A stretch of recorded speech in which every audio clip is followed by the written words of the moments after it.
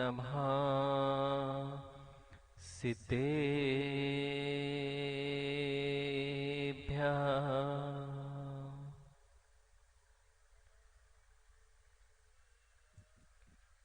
ॐ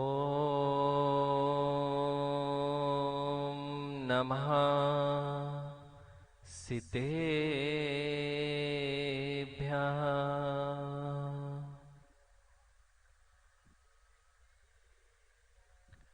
ॐ नमः सिद्धेभ्यः।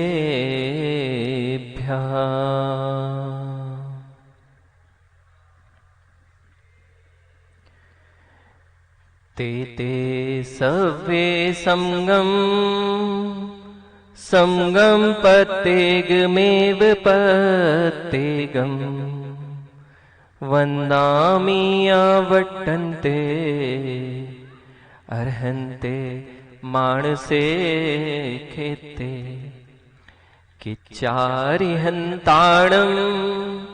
सिद्धाणं तैणमो गणहराणम् अज्झावैवगाणं साहुणं चेव सवेसिम् नमो अरिहन्ताणं नमो सिद्धाणं नमो वायरीयाणं नमो अज्झायाणं नमो लोय सव्साहुणम्। बोलिए देवादेव 1008 चंदा प्रभु जिनेन्द्र भगवान की, बोलिए देवादिदेव वासुपूज्य भगवान की, परम पूज्य आचार्य भगवान कुंद कुंद देव की, परम पूज्य आचार्य भगवान विशुद्ध सागर जी महामुनिराज की, द्वादशांग जिनवाणी माता की, आचार्य संघ की जय। वर्धमानस्य अलंघ्य शासनम जयतु जयतु स्याद्वाद अनेकांतमयी जिन्मुखोद्भवस भवसर सरस्वती देवी। जयतु आचार्य गणधर परमेष्टि गण।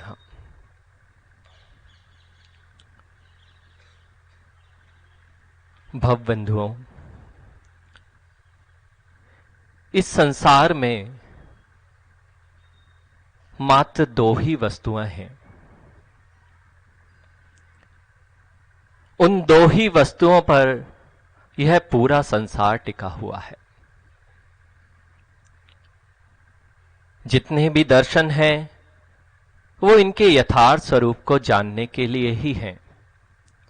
वास्तव में वे दो वस्तुएं हैं क्या? वह दो वस्तुएं हैं जीव और अजीव। दो ही तत्व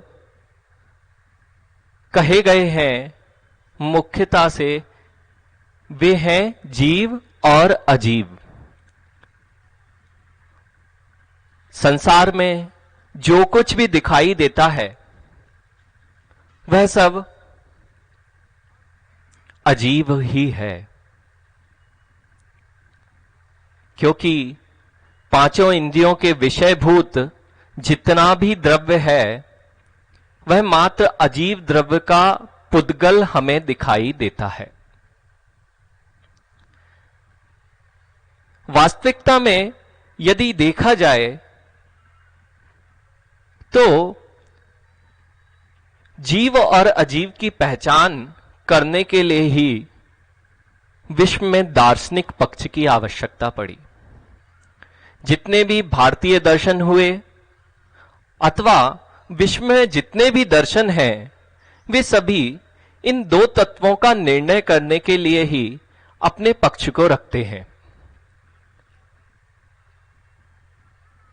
और जो इसका यथार्थ स्वरूप है यदि वह पहचान में आ जाए तो वही धर्म है। अभी हमने 10 धर्म पर्युषण पर्व मनाया, तो वास्तविकता में अगर आपसे आज पूछ लिया जाए कि धर्म है क्या, हम लोगों ने पूरा जीवन जिनेन्द्र भगवान के दर्शन, देव शास्त्र, गुरु की भक्ति में तो निकाला है, लेकिन यदि किसी से पूछा जाए कि वास्तविक धर्म है क्या, तो वास्तविक धर्म है क्या, तो कोई उत्तर देगा जिनेन्द्र भगवान की पूजा करना धर्म है, कोई कहेगा देव शास्त्र गुरु की भक्ति करना धर्म है। फिर अगर उससे भी थोड़ा ऊंचा चिंतन जिनका है, वे कहेंगे उत्तम क्षमा, मार्दव, आर्जव, शौच, सत्य, संयम, तप, त्याग, आकिंचन और ब्रह्मचर्य यह धर्म है। वास्तविकता में हमने क्रियाकांड को ही धर्म मान रखा है। क्रियाकांड का अर्थ गलत नहीं लीजिए। क्रियाकांड अर्थात जो भी क्रिया की जाती है, चाहे वह मुनिराज भी करें, वह भी क्रिया ही है, वह भी क्रियाकांड ही है। यदि वे अपने षट आवश्यकों का पालन कर रहे हैं,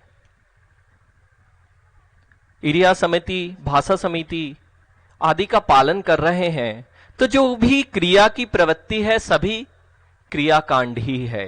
तो वास्तविक धर्म क्या क्रियाकांड है? वास्तव में धर्म वही है, वस्तु स्वभावो धम्मो।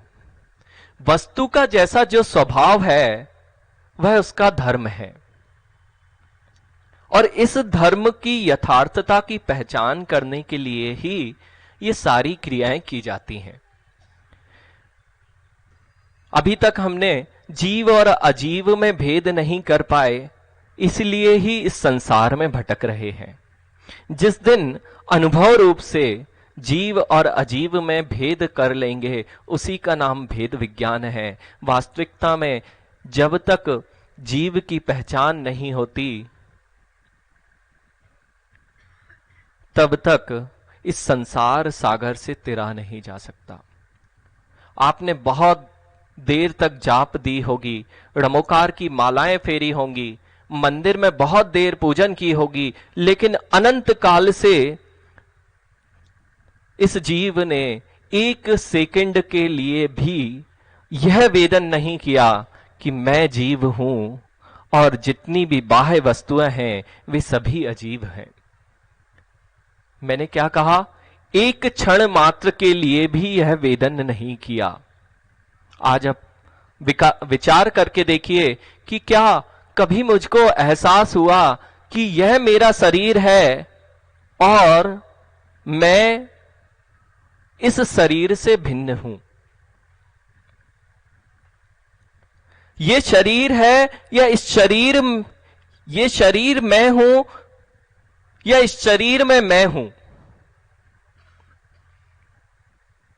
अभी तक इसके जन्म को, इसके मरण को मैंने अपना जन्म मरण मान रखा है, लेकिन मैंने प्रारंभ में ही आपसे कहा कि इस धरा पर दो ही वस्तुएं शाश्वत हैं, जिनका कभी जन्म नहीं हुआ, जिनकी मृत्यु नहीं होती, जो अहेतुक हैं, जो अजन्मा हैं, जो अविनश्वर हैं।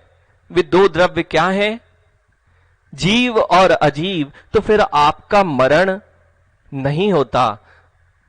जैसे अजीव भी विनष्ट नहीं होता, अजीब विनष्ट नहीं होता, तो आप कह सकते हैं महाराज जी हमने माचिस जलाई थी, तीली जलाई और तीली नष्ट हुई कि नहीं? तीली नष्ट हो गई ना? तीली नष्ट हुई कि परिवर्तित हुई? तीली परिवर्तित हुई। तीली के पुद्गल परमाणु या तो राख रूप में परिणमित हुए या फिर धुएं रूप में परिवर्तित हुए, और वही परमाणु प्रकाश रूप में परिवर्तित हुए। लेकिन तीली कभी क्या नष्ट हुई? ऐसी कौन सी वस्तु है जो नष्ट हो गई हो?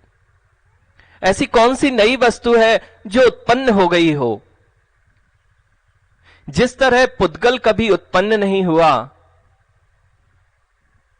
एक और उदाहरण देख लेते हैं। महाराज जी ये जो पेड़ दिख रहा है, ये बीज से कहीं ना कहीं तो उत्पन्न हुआ है ना। आप कह सकते हैं ये उत्पन्न हुआ है ना, बीज से उत्पन्न हुआ कि नहीं है पेड़, तो नई वस्तु आ गई ना। आखिर वह वस्तु बनी कि नई उत्पन्न हुई? अवस्तु थी वह वस्तु हो गई, अवस्तु थी वह वस्तु हो गई। तो फिर आकाश का फूल भी अवस्तु है। आकाश का फूल होता है क्या, किसी ने देखा है? तो वह भी वस्तु हो जाना चाहिए। ये बहुत अच्छी बात कही कि अवस्तु थी और वस्तु हो गई। नहीं कासलीवाल जी, यह वस्तु ही थी। बीज में, बीज को जब मिट्टी में रोपा गया, जलवायु प्रकाश मिला, तब उस जीव ने, उस जीव के निमित्त से वह मिट्टी के कण ही इस पत्ती, फूल आदि रूप परिणमित हुए हैं। जो पानी उसने ग्रहण किया, जो उसने वायु से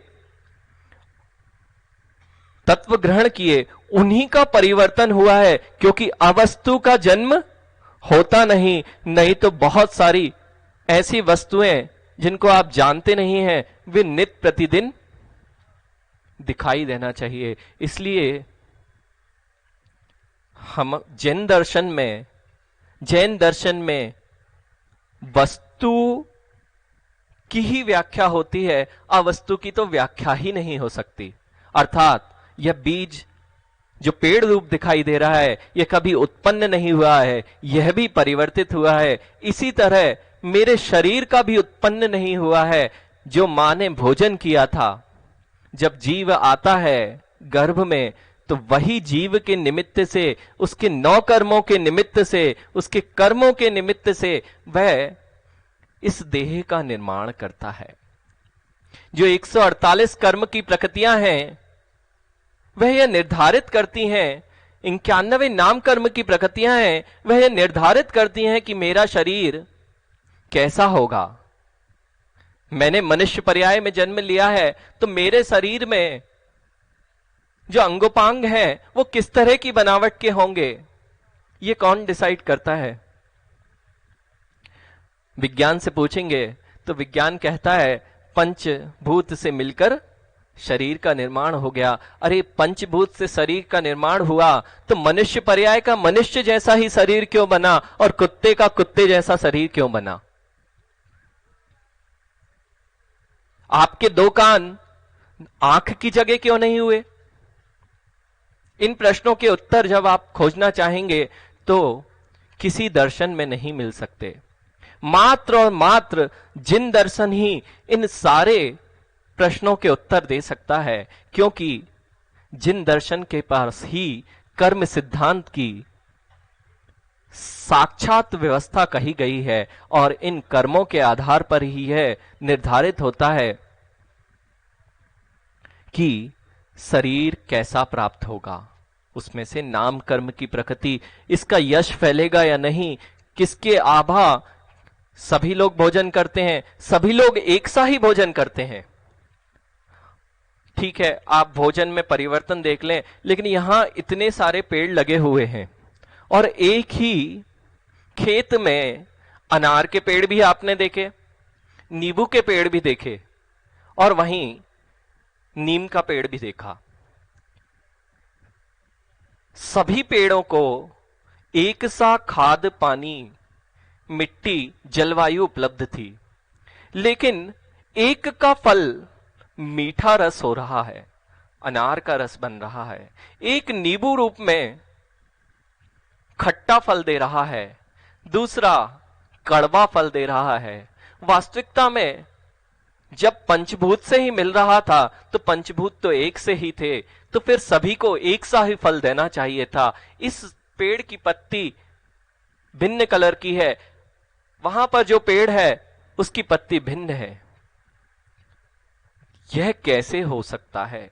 सब कुछ एक सा दिया, यानी कि पीछे कोई ना कोई अदृष्ट शक्ति अवश्य है।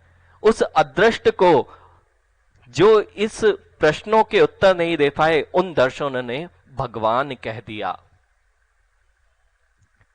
जो इन प्रश्नों के उत्तर नहीं खोज पाए, तो इस अदृश्य शक्ति को उन्होंने क्या कहा? भगवान कह दिया। किसी ने कहा ये तो सहज है।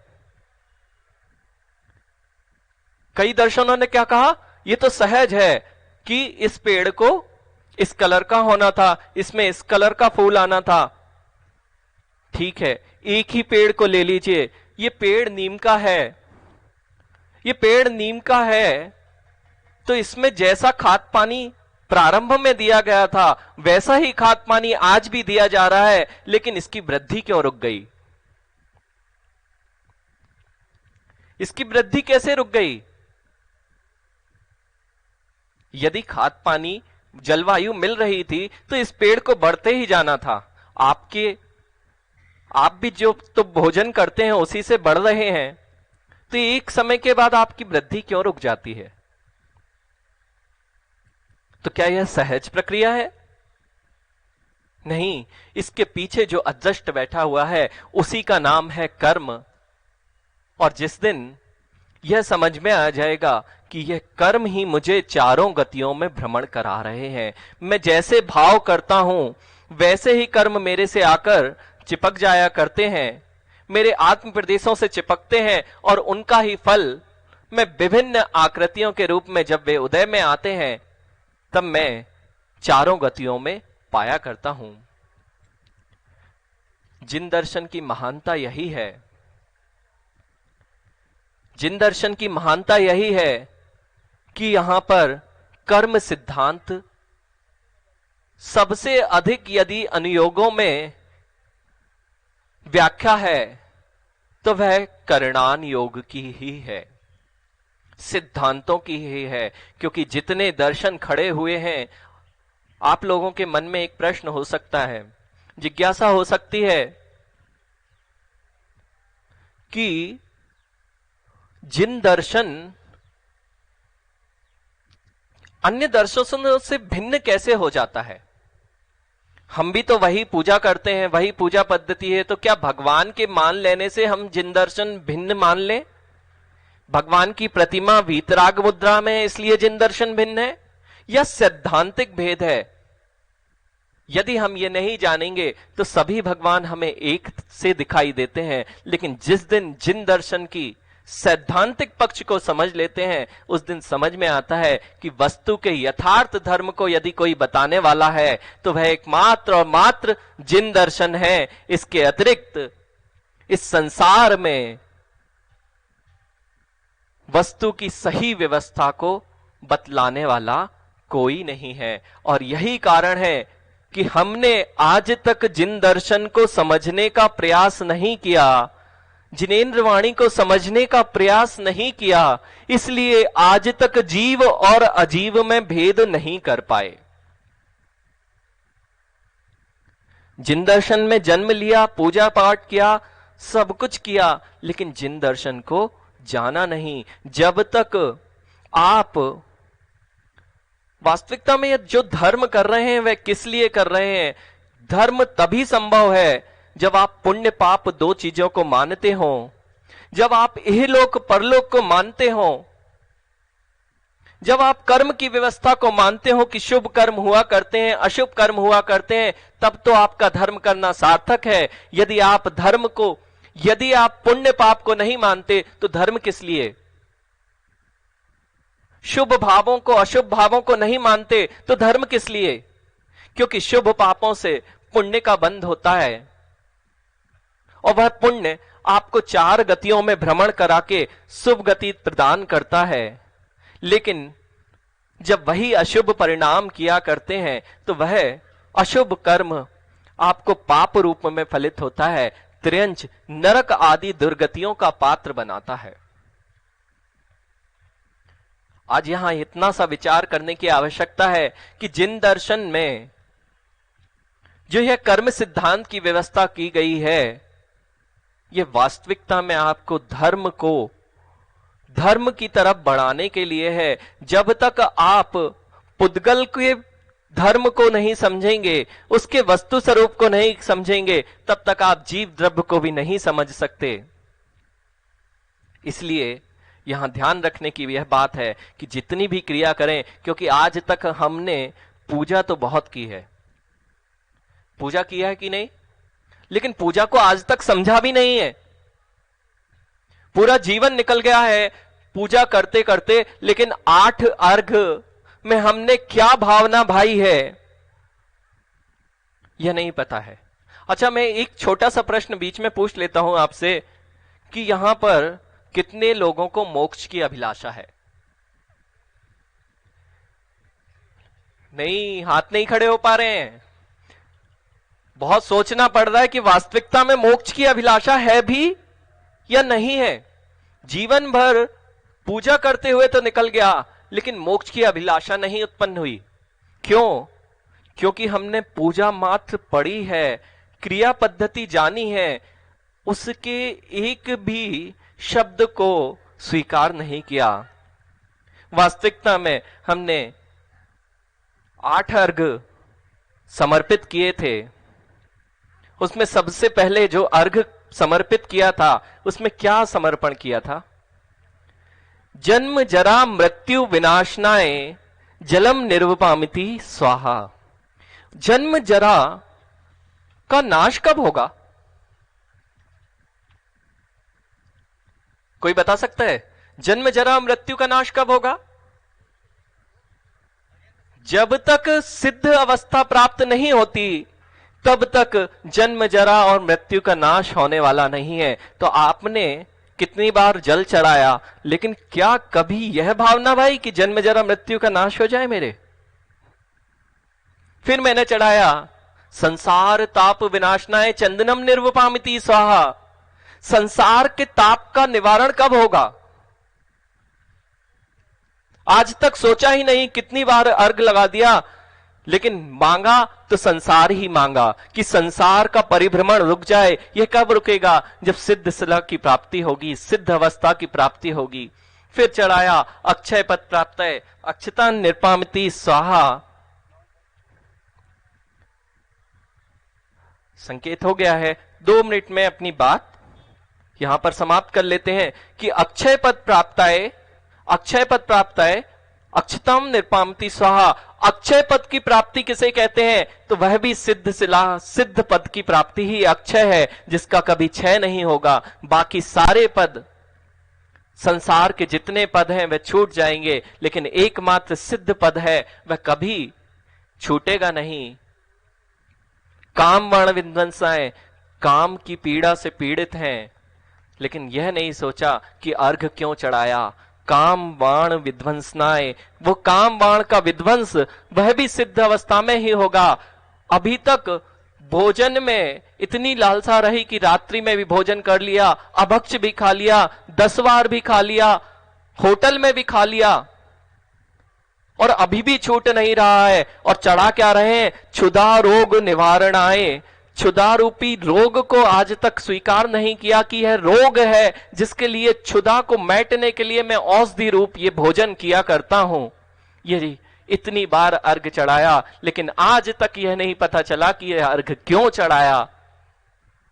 मोह अंधकार विनाशनाय दीपम निर्पामिति स्वाहा। मोह रूपी अंधकार का नाश कब होगा? जब सिद्ध शिला की प्राप्ति होगी। अष्ट कर्मों का नाश कब होगा? जब सिद्ध शिला की प्राप्ति होगी और सिद्ध पद की प्राप्ति होगी, और फिर तो साक्षात ही मोक्ष फल प्राप्त है। रोज बोल दिया, लेकिन आज तक यहां अभी मैंने पूछा था मोक्ष किसको किसको चाहिए, तो सब लोग सोच रहे थे कि चाहिए कि नहीं चाहिए, क्योंकि मोक्ष पता ही नहीं किसे कहते हैं। और यही अनर्घ पद प्राप्त है अर्घम निर्पामिति स्वाहा। मैं यहां पर बड़े से बड़े लोगों से पूछूंगा तो वो कहेंगे 8 द्रव्यों को मिलाने का अर्घ अर्घ है। नहीं, बहुमूल्य वस्तु का नाम अर्घ हुआ करता है, और अनर्घ मतलब वह होता है जिसका कोई मोल नहीं होता। उस वस्तु की प्राप्ति, वह अनर्घ पद क्या है? वह सिद्ध पद है। उस पद की प्राप्ति के लिए उत्कृष्ट द्रव्य को मैं आपके चरणों में चढ़ाता हूं। हे भगवान, यही भावना भाता हूं कि मुझे भी सिद्ध पद की प्राप्ति हो। इन 8 अर्घों में आपने रोज यही भावना भाई है, लेकिन आज तक चिंतन नहीं किया। आज से आपका पूजा करने का तरीका बदल जाना चाहिए। इसी का नाम भावना है, और इन्हीं भावनाओं से सिद्धत्व की प्राप्ति, परंपरा से मोक्ष मार्ग की प्राप्ति होगी और वही मोक्ष मार्ग आपको एक दिन मोक्ष पद दिलाएगा। इसी भावना के साथ बोलिए आचार्य भगवान विशुद्ध सागर जी महामुनि राज की